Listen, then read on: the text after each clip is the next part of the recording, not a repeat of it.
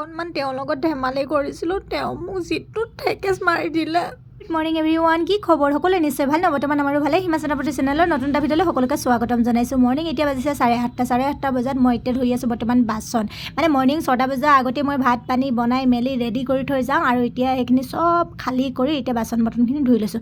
তাৰপাছত আহি গ'লোঁ ৰুমটো অকণমান চাফ কৰোঁ বুলি। ৰুমটো মানে একদম ৰাতিপুৱা শুই উঠি গুচি যাওঁ, বিছনাখন লেতেৰা হৈ থাকে। আৰু এইপিনে দেখিছোঁ না, হাজবেণ্ডে অকণমান আইনাখন লৈ এইপিনে ঘূৰা ফুৰা কৰি আছে। তেওঁ নাজানে মানে মই কেমেৰাটো অন কৰি থৈছোঁ। তেওঁ এয়া দেখিছে নহয়। তাৰপিছত মই ক'লোহি যে কেমেৰাটো অন কৰিছোঁ, তেওঁ আকৌ লাজতে আঁতৰি গ'ল। আৰু ময়ো এইপিনে কামত লাগি আছোঁ। যিহেতু বিছনাখন লেতেৰা হৈ আছে, বিছনাখনে প্ৰথম চাফ কৰি লৈছোঁ। বিছনাখন চাফ কৰি ল'লে মানে ৰুমটো বহুত মানে চাফা যেন লাগে। সেয়েহে প্ৰথমেই বিছনাখন চাফ কৰি ল'লোঁ। আৰু তেওঁৰ লগতো দুআষাৰমান কথা পাতি আছোঁ, যিহেতু আজি তেওঁ অকণমান ডিউটি দেৰি কৰি গৈছে। নহ'লে মানে সোনকালে গুচি যায়, মই ডিউটিৰ পৰা আহি লগ নাপাওঁহিয়ে। মই ডিউটিৰ পৰা 8:10 মানত পাই যাওঁহি। আহি পিনে আকৌ বেটাক স্কুলত থ'বগৈ লাগে। তাৰপাছত আহি ৰুমত 8:30মান বজাত পাওঁহি, আৰু সেইখন টাইমতে এইবিলাক কাম কৰোঁ। এইপিনে হাজবেণ্ডৰ বেগ আৰু টিফিন ৰেডি কৰি দিলোঁ। আৰু এইপিনে বেটা ভাগৰ মোবাইলটোৰ কভাৰটো খুলি থৈ গৈছিল বেটাই, আৰু মই কভাৰটো লগাই ল'লোঁ। তেওঁ এইপিনে সুন্দৰকৈ ৰেডি হৈছে। তেওঁ আজি অকণমান দেৰিকৈ ডিউটি যায় যদিও মানে তেওঁ এতিয়া ৰেডি হ'ব লগা হৈ গ'ল যে, সেয়েহে পটাপট ৰেডি হৈছে। আৰু তেওঁ মানে মই কাম কৰি থাকোঁতে গান এটা গালে, মই অকণমান নাচি দিলোঁ, ডেন্স কৰিলোঁ। তেওঁ এইপিনে আহোঁতে মই তেওঁৰ পিঠিত উঠি ল'লোঁ, একদম মানে অকণমান বোলে ধেমালি কৰিছোঁ। তাৰপিছত চাওক যিটো ঠেকেচ মাৰি থৈ গৈছে, বিষত থাকিব পৰা নাই। এনেকুৱা বাৰু হাজবেণ্ড থাকেনে? অকণমান তেওঁলোকৰ ৰোমাঞ্চ কৰিলোঁ, ধেমালি কৰিলোঁ, তাৰপিছত খঙো কৰিলোঁ। এতিয়া তেওঁ যাব ওলাইছে ডিউটি। মই মৰ্ণিঙতে গ'লোঁ ডিউটিৰ পৰা আহি পালোঁহি। তাই ল'ৰা স্কুলত থ'লোগৈ। তাৰপিছত আমাৰ মহাৰাজ আজি ডিউটিলৈ অকণমান দেৰিকৈ যাব ওলাইছে। তেওঁৰ বাবে এয়া টিফিন পেক কৰি দিলোঁ।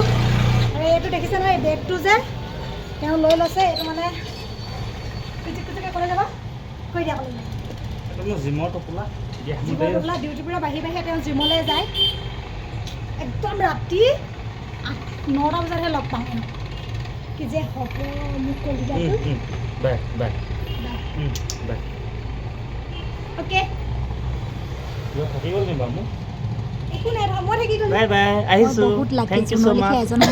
তেওঁক মই ইমান আমনি কৰোঁ, ইমান দুষ্ট কৰি থাকোঁ, তথাপিও তেওঁ মোক খং নকৰে, মৰমেৰে বুজাইহে।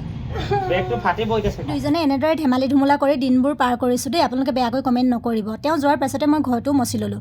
ঘৰটো অকণমান চাফ কৰি লওঁ, তাৰপাছত বাকীখিনি কাম কৰিম। বাকীখিনি কাম মানে অলম'ষ্ট হৈয়ে গ'ল। বাচন ধুলোঁ, ঘৰ চাফ কৰিলোঁ, আৰু ৰুম বিচনাপত্ৰবিলাক চাফ কৰিলোঁ।